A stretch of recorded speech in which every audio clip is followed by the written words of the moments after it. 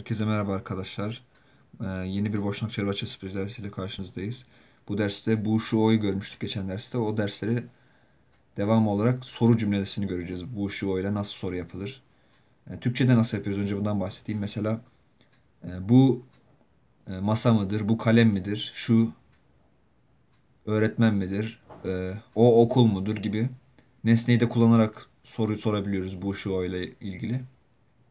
Yani bu nedir, şu nedir diye sormuştuk geçen derste. Bunda direkt nesneyi de kullanabiliriz. Bu öğretmen midir, değil midir vesaire. Bu derste de sebzeleri öğretmek istiyorum arkadaşlar. Öncelikle praziluk, pırasa demek. Patlıcan, patlıcan demek. Kupus, lahana demek. Paradise, domates demek. Krastavat, salatalık demek. Evet, şimdi bu pırasa mıdır mesela? Nasıl diyeceğim arkadaşlar? Soru şeklini nasıl yapıyordum? Öncelikle normal şeklini nasıl yapıyorum onu hatırlayalım. Geçen derste bu bu pırasadır nasıl diyecektim? Ovo kullanacaktım. Ovo ye praziluk diyordum. Şimdi fiilimiz ye olmuştu. O zaman soru şeklini nasıl yapıyorduk? Dali getiriyorduk. Sonra fiil getiriyorduk. Yani ye. Dali ye. Ovo praziluk. Bu patlıcan mıdır? İkinci soru şeklimiz nasıldı? Fiil başa geliyordu. Yani ye başa geldi. Sonra li geliyordu. Yeli ovo praziluk. Bu pırasa mıdır? Şu pırasa mıdır nasıl diyeceğiz? Daliye to kullanacağız bu sefer. Şu demek. Praziluk. Daliye to praziluk. Şu pırasa mıdır? O pırasa mıdır nasıl diyeceğiz? Ono ile diyeceğiz. Daliye ono praziluk. O pırasa mıdır? Veya yeli ono praziluk. O pırasa mıdır? Patlıcan için yapalım. Daliye ovo patlıcan.